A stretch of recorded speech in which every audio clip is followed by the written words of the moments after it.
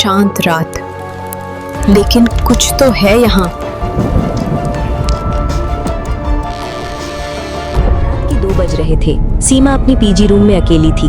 बाकी सभी लड़कियां अपने घर छुट्टी पर गई थीं। कमरे में सिर्फ एक पुराना आईना था जो दीवार पर टेढ़ा टंगा हुआ था।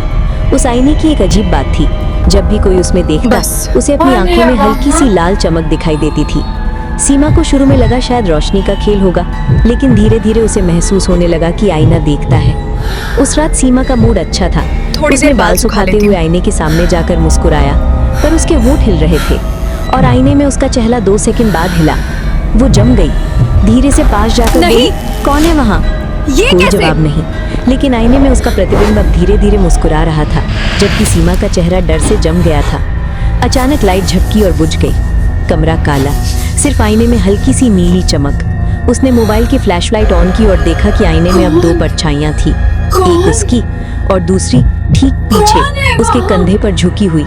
वो चिल्लाई और पीछे मुड़ी, कोई नहीं। पर वापस आईने में देखा तो अब सिर्फ वो दूसरी परछाई खड़ी थी। सीमा गायब थी। आईने में वो औरत अब पास आकर फुसफुसाई, अब मेरी बारी बाहर आने की है। सीमा भागी और दरवाजा खोला, लेकिन कमरा वही था, वही दीवारें, वही आईना। बाहर जाने का रास्ता गायब था। फिर आईने में अपने कमरे का नजारा दिखा, लेकिन इस बार उसमें सीमा खड़ी थी और वो खुद अंदर फंसी हुई थी। आईने के अंदर की सीमा धीरे से बोली, आईना मत देखना, वो तू नहीं है। अगले दिन सुबह वार्डन ने देखा, आईना फर्श पर टूटा पड़ा था और उसके टुकड़ों में हर टुकड़े में एक चेहरा था, सीमा का, लेकिन अलग अलग हाव भाव में। किसी में हंसी, किसी में डर, किसी में गुस्सा, और एक टुकड़े में उसने धीरे से आंख झपकाई। जारी रहेगा।